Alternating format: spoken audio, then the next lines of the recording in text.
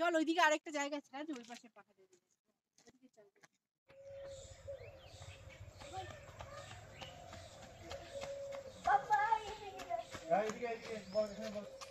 তো আজকে আমরা তৃতীয় দিন পুরুলিয়াতে। তো দেউলঘাটা মন্দিরে আমরা এসেছি।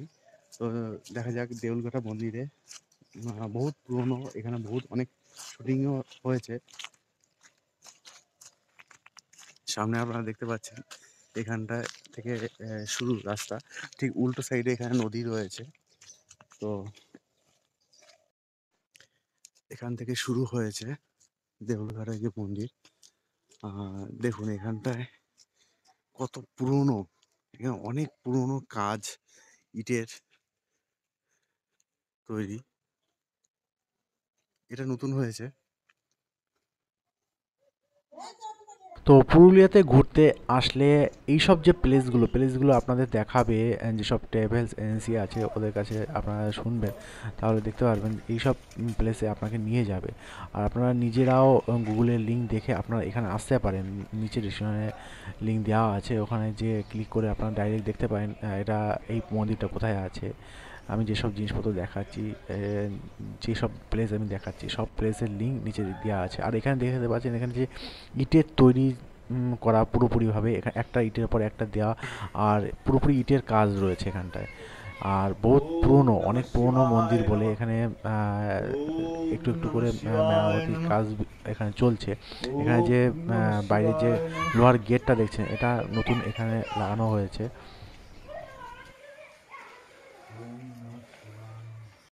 এই মন্দিরটা শিব মন্দির, আর এখানে একটা শিবলিঙ্গ রয়েছে। ওটা বহুত পুরনো শিবলিঙ্গ, আপনারা এখানে দেখুন। আর সাইডে এখানে শিবের মাথায় জল দেওয়ার পরে যে দুধ জল, যেটা সামনে একটা ছোট একটা জায়গা করা আছে, ওখানে যায়। আর দেয়ালগুলো দেখুন কত পুরনো, এই দেয়ালগুলো এইভাবে তৈরি করা হয়েছে। তো পুরনো এরকম কিছু মন্দির, পাহাড়, নদী এসব আপনারা দেখতে ভালোবাসেন, তাহলে পুরুলিয়াতে আপনারা আসতে পারেন, এসে আপনারা দেখতে পারেন। আর প্রত্যেকটা স্পটে কিছু না কিছু কাহিনী রয়েছে, এখানে আসলে ওই সব আপনারা জানতে পারবেন। আর এগুলো সাধারণত এইসব মন্দির, পাহাড়গুলোতে অনেক শুটিং হয়েছে, এর জন্য এগুলো খুব পপুলার হয়ে গেছে এইসব স্পট। তো এই মন্দিরটা ঠিক দ্বিতীয় দিকে, মানে এই পিছন দিকে দেখতে পাচ্ছেন এখানে আরেকটা মন্দির রয়েছে।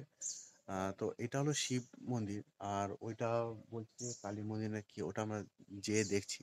তো চলুন ওই মন্দিরে যাওয়ার জন্য এখান থেকে, নিচ থেকে এখানে রাস্তা আছে, এখান থেকে ভিতর থেকে জঙ্গল দিয়ে ওখানে যেতে হবে ওই মন্দিরে।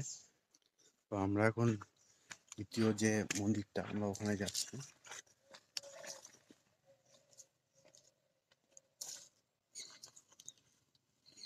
জঙ্গলের ভিতর থেকে এখানে যেতে হচ্ছে। ও এখানে আর একটা মন্দির মতন রয়েছে, এখানেও শিবলিঙ্গ রয়েছে। এখানে দেখতে পাচ্ছেন এটাও শিবলিঙ্গ। তো এখানে আমরা এটাও অনেক পুরনো, মানে এখানে যে তিনটে দেখছেন তিনটেই অনেক পুরনো।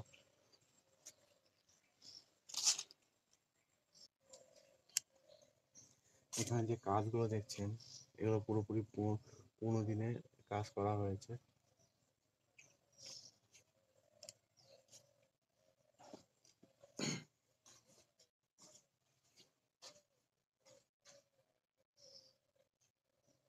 শিবলিঙ্গ দেখুন।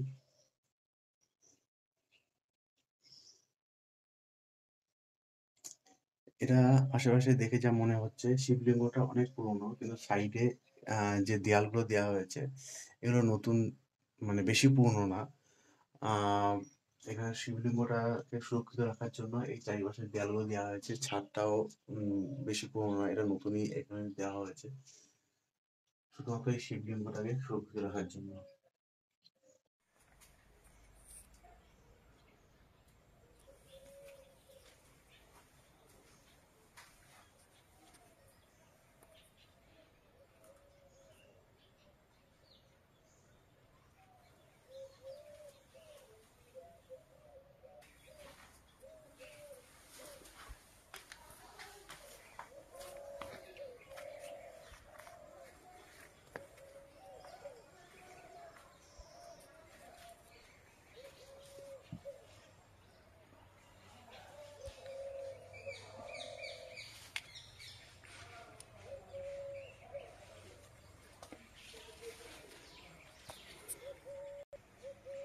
এর পাশে যে পাথরগুলো আছে এগুলো অনেক পুরনো দিনের পাথর এখানে আশেপাশে দেওয়া আছে। হ্যাঁ, দেয়াল মানে আশেপাশে যে এখান থেকে দেয়ালগুলো দেখতে পাচ্ছেন এইগুলো সব পুরনো দিনের, কিন্তু ভিতরে ছোট করে যেটা আছে এটা নতুন করে করা হয়েছে।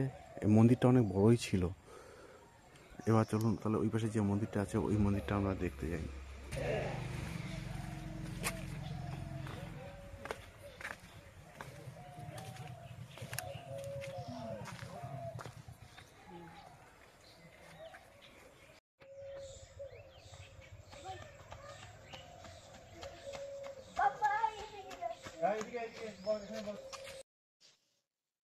এই মন্দিরটাও অনেক পুরনো, আর এটাও শিব মন্দির, শিবলিঙ্গ এখানে রয়েছে।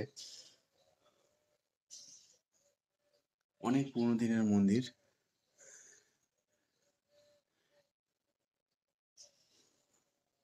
পুরা ইট দিয়ে তৈরি হয়েছে মন্দিরটা।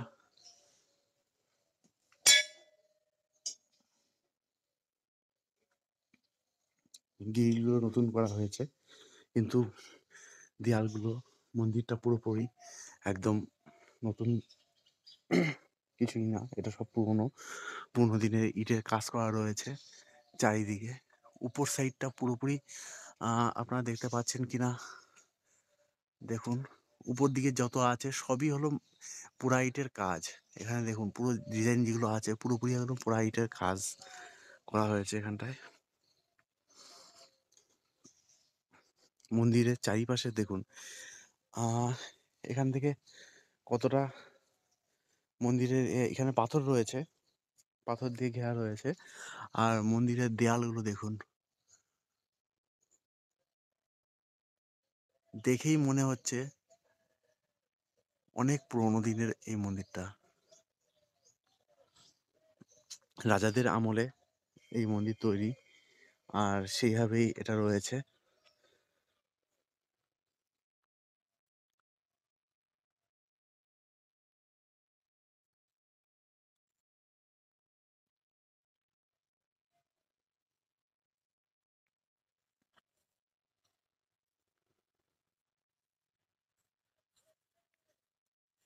এখানে যে মন্দিরের যে কাজগুলো দেখুন,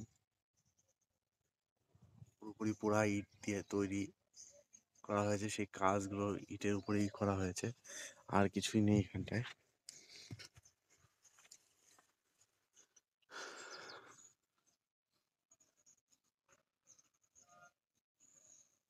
এখানেও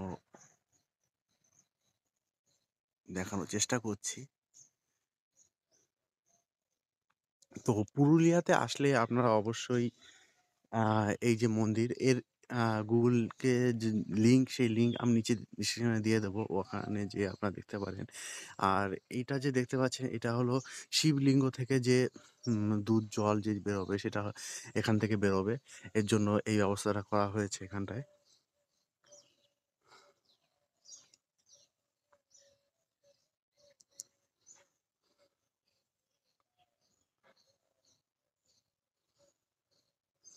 এখানে কাজগুলো একটু দেখুন, আমি দেখানোর চেষ্টা করছি। পুরোপুরি পোড়া ইটের উপরে এই কাজগুলো করা হয়েছে, আর উপরে তো পুরোপুরি ডিজাইন রয়েছে, কিন্তু এখানে ঠিকভাবে আমি দেখাতে পারছি না।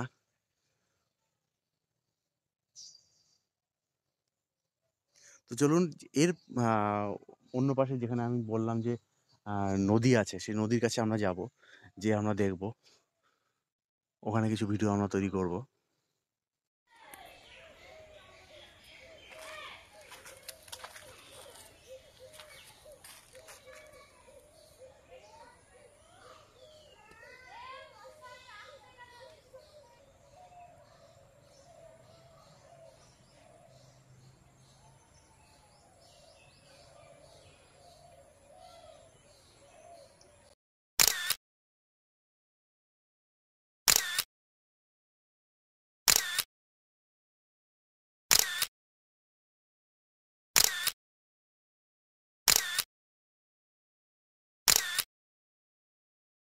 এখানে আরও রয়েছে রাধা গোবিন্দর মন্দির।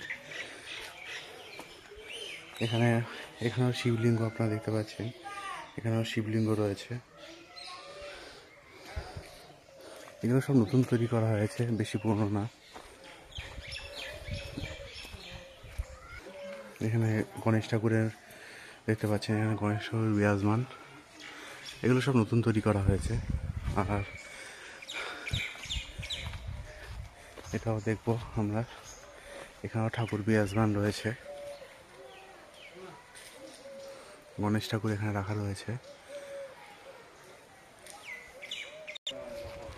আর এর ঠিক পাশেই এখানেও একটা মন্দির মতন করা ছিল মনে হয়, অনেক পুরনো ঘর দেখতে পাওয়া যাচ্ছে। তো এটা পুরোপুরি ধ্বংসাবশেষ, এখানে কিছুই নেই, এটা পুরোপুরি ভেঙে গেছে। আর যে নদীর কথা বলছিলাম সেটা সামনে রয়েছে। চলুন এখন তাহলে যে আমাদের নদীটা কেমন আছে, কেমন এখানটায় কেমন দেখতে লাগবে আমরা দেখে নিই।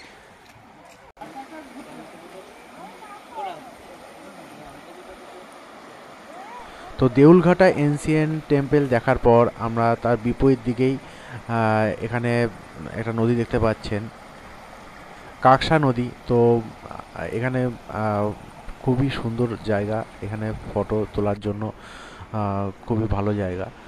তো এখানে কিছুক্ষণ আমরা কাটাবো, কাটানোর পরে দ্বিতীয় প্লেসে আমরা যাব।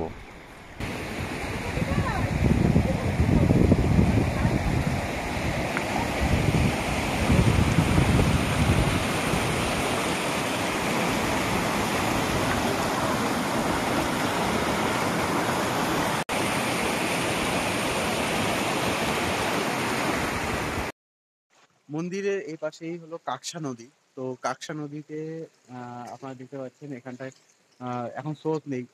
বর্ষার টাইমটায় অনেক স্রোত হয়, এখানে পুরোপুরি ভরে যায় জল। তো এখন শীতকালটা শুরু হচ্ছে, তো এর জন্য বেশি এখানে জল নেই, অল্প জল। তো খুব সুন্দর লাগছে।